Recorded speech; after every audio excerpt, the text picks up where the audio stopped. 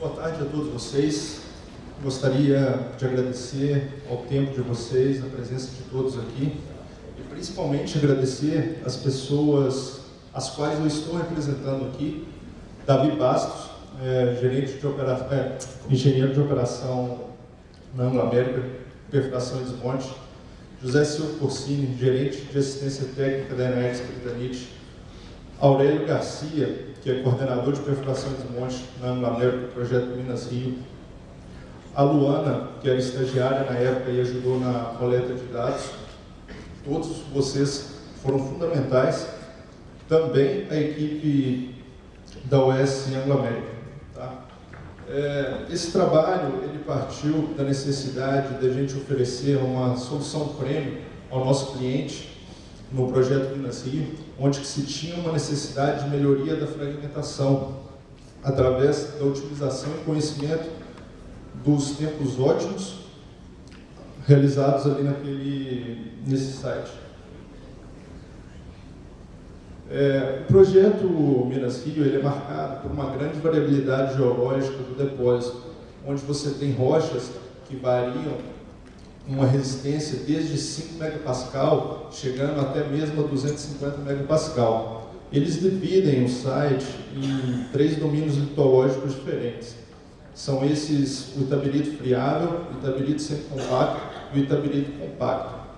Então a gente decidiu dividir esse trabalho em 2 estágios, onde o primeiro já está concluído e foi feito para as rochas friáveis e semicompactas, e o segundo está em andamento. Comumente é usado dentro da Anglo-América o diâmetro de perfuração de 251 milímetros para produção. Eles também possuem furos de 6/3/4 e os bancos lá são de 15 metros. E as cargas de coluna são ANF, comumente usadas, e o ibenite como carga de fundo. Isso variando a depender da litologia, variando também a proporção das quantidades, 1/3, 2/3, às vezes carga completa com ibenite 70/30. Que é a nossa emulsão blendada aí. Todos os furos na mina hoje são iniciados com detonadores eletrônicos.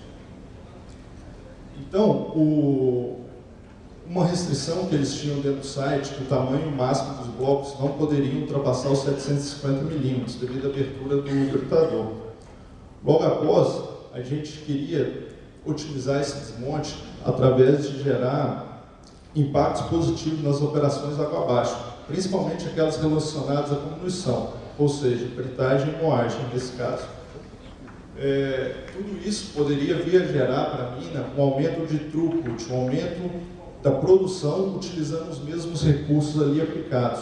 Uma vez que eu tenha uma pilha melhor fragmentada desde a mina, esses resultados vão impactar positivamente britagem e moagem, que além de ser operações mais caras, uma energia mais cara, ela se torna também um gargalo, o gap de produção ali.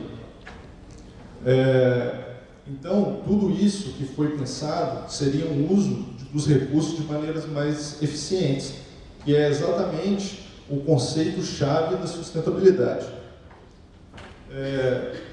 Então, a gente focou primeiramente no aumento da produtividade dos equipamentos de carga, que a gente sabia que impactando e sabendo do impacto positivo nesses equipamentos, isso iria refletir na planta de alguma maneira.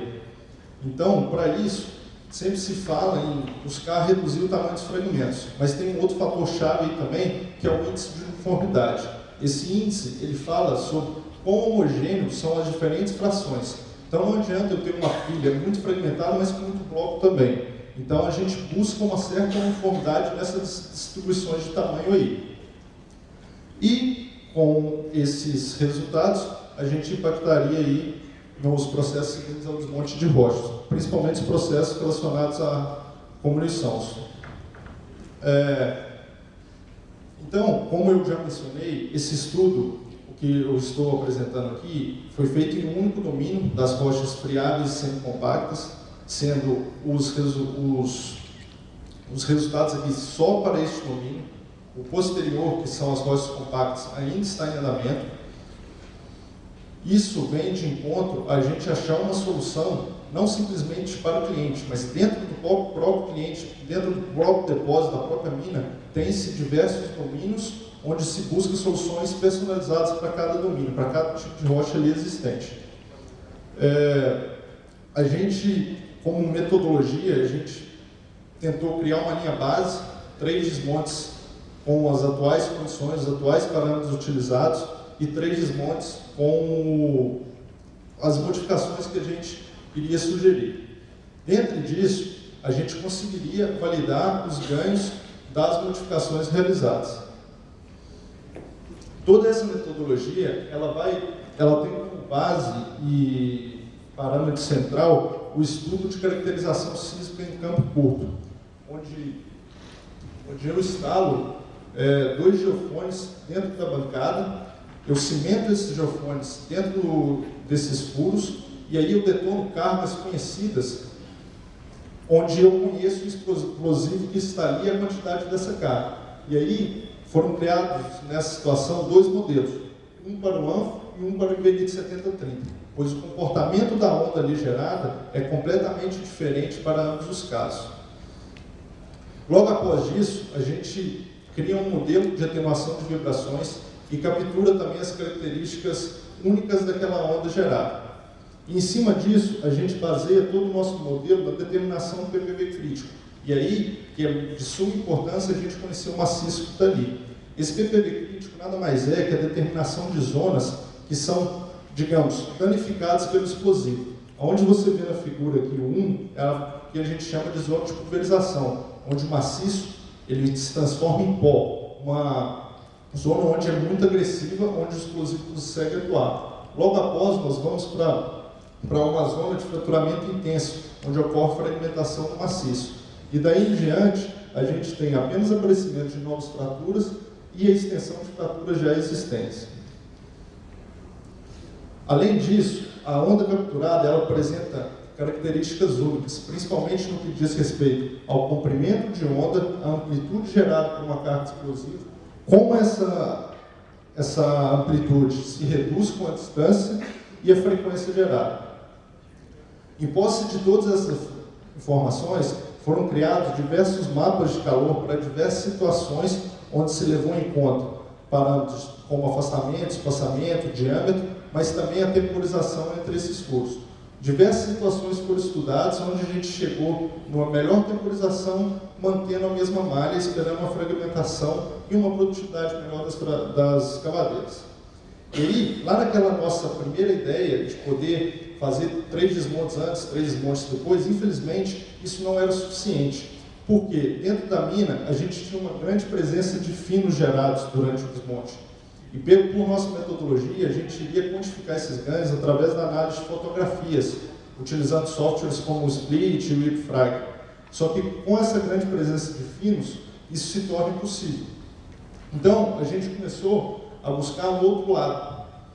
Buscamos os dados de produtividade das escavadeiras, 6 meses antes das modificações serem feitas e 6 meses depois.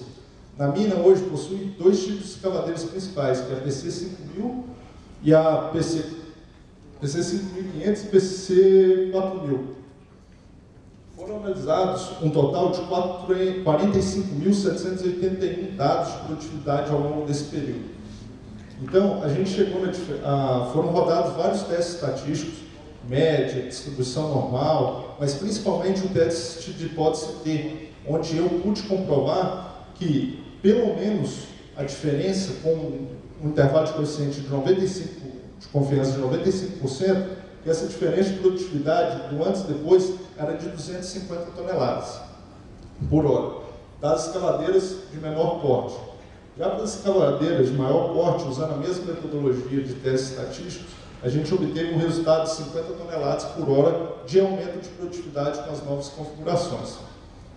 Em vista disso, tem-se um aumento de 7% na produtividade das escavadeiras de pequeno porte e de 2% das escavadeiras de grande porte. A gente conseguiu concluir que, usando a temporização em função das propriedades do maciço ali presente, a gente poderia obter melhores resultados de fragmentação e produtividade dessas escavadeiras. E que esse aumento de produtividade era uma melhor forma de utilizar os recursos ali empregados. Esses recursos que eu tanto falo são recursos de perfuração, o explosivo aplicado, os acessórios para detonação, os próprios caminhões e escavadeiras que são aplicados. Então, isso, com esse aumento de produtividade, eu tenho um ganho muito grande em relação ao que é produzido com aquele custo. E isso é muito importante frisar, que a gente não teve aumento nenhum de custo durante esse estudo. A gente ainda não conseguiu quantificar os impactos na planta, porque, como eu disse, a gente ainda tem um segundo estágio para poder rodar a litologia compacta. Tendo toda essa camina caracterizada, todas as modificações realizadas nos 3 domínios litológicos, a gente vai conseguir quantificar os impactos na planta. E com certeza os ganhos em produtividade e em custo vão ser muito maiores do que os aqui já apresentados. E todos esses resultados são consolidados por uma base de dados muito sólida.